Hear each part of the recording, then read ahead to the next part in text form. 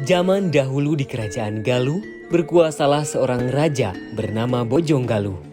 Yang konon menurut cerita adalah raja palsu, karena nama aslinya Ki Bondan. Ki Bondan memiliki seorang permaisuri yang bernama Nyi Ujung Sekar Jingga. Di daerah tersebut juga tinggal seorang resi yang sakti, disegani dan dihormati oleh masyarakat seperti halnya pada raja. Ia bernama Ki Ajar Sukarsi. Dikisahkan, Raja Bojonggaluh ingin mencoba kesaktian sang resi. Ia kemudian mengutus pengawal untuk menjemput Ki Ajar Sukarsi ke istana. Sesampai sang resi di istana, ia disuruh menaksir kandungan sang permaisuri, apakah anaknya laki-laki atau perempuan. Sambil menyembah takjim, sang resi menjawab bahwa anak yang dikandung permaisuri adalah laki-laki. Sebetulnya ia sudah waspada karena sudah tahu mengenai raja sedang menipunya. Memang, raja ketika itu sedang menipu Ki Ajar Sukarsi dengan tujuan untuk menghancurkan pamor atau wibawanya. Raja memerintahkan pada istrinya, Nyi Ujung Sekar Jingga, menyimpan kuali di perutnya dan terus ditutupi dengan kain. Tentu saja, perut Nyi Ujung Sekar Jingga jadi terlihat besar seperti orang yang sedang hamil. Mendengar jawaban Ki Ajar Sukarsi, Ki Bondan tertawa terbahak-bahak dan mengatakan bahwa sang resi salah dan istrinya sedang tidak mengandung. Itu hanya kuali yang ditaruh di bagian perutnya. Sang raja mengatakan juga karena sang resi salah menjawab, maka ia harus dihukum mati.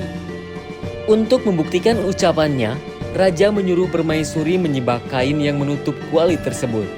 Tapi begitu permaisuri menyibak sedikit kain penutup tersebut, wajah raja mendadak pucat pasi. Sang raja merasa terkejut, malu, marah, bercampur jadi satu. Mau tidak merasa heran bagaimana? Ternyata kuali yang sengaja disimpan di perut sang permaisuri tidak ada. Kuali itu telah hilang. Sebagai gantinya, perut permaisuri benar-benar besar dan benar-benar hamil. Ternyata, kuali yang tiba-tiba menghilang dari perut permaisuri tersebut secara gaib telah ditendang oleh Ki Ajar Sukarsi dari perut Nyi Ujung Sekar Jingga. Sehingga yang terlihat di perut sang permaisuri hanya perut yang membesar, layaknya seorang yang sedang hamil.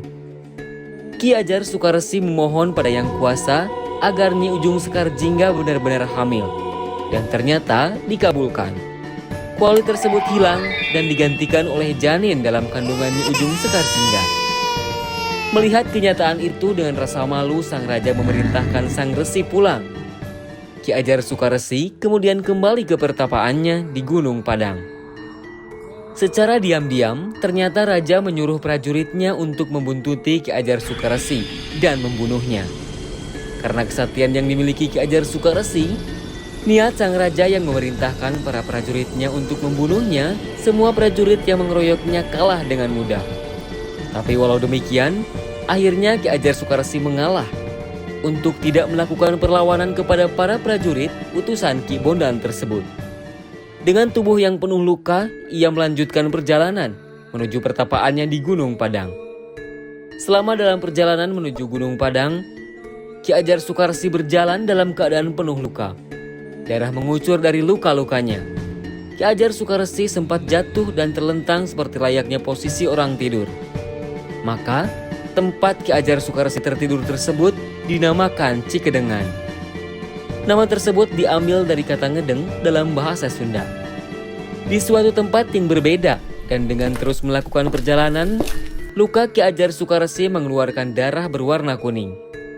Darah berwarna kuning tersebut bercucuran jatuh ke tanah yang dilalui oleh Ki Ajar Sukarsi. Daerah yang konon dilalui dan terdapat darah berwarna kuning dari Ki Ajar Sukarsi tersebut kemudian diberi nama Cikoneng, yang berasal dari warna darah berwarna kuning atau koneng dalam bahasa Sunda. Ketika hampir sampai ke Gunung Padang, tempat di mana Ki Ajar Sukarsi tersebut bertapa, Ki Ajar Sukarsi mengeluarkan darah berwarna bening dan di daerah tersebut diberi nama Ciherang. Ciherang dalam bahasa Indonesia bernama air bening. Tempat jatuhnya kuali yang ditendang secara gaib tersebut jatuh di daerah yang bernama Selapanjang. Di tempat jatuhnya kuali tersebut, juga muncullah mata air yang kian hari kian luas dan menjadi sumber air yang sekarang diberi nama Cikawali. Tempat tersebut kini ada di dalam situs Astana Gede Kawali. Tempat tersebut selanjutnya berubah nama jadi Kawali. Dan konon, ketika lahir, ternyata memang anaknya benar laki-laki. Dalam satu versi mengatakan, anak tersebut diberi nama Ciung Wanara. Demikianlah cerita asal-usul nama daerah Kawali.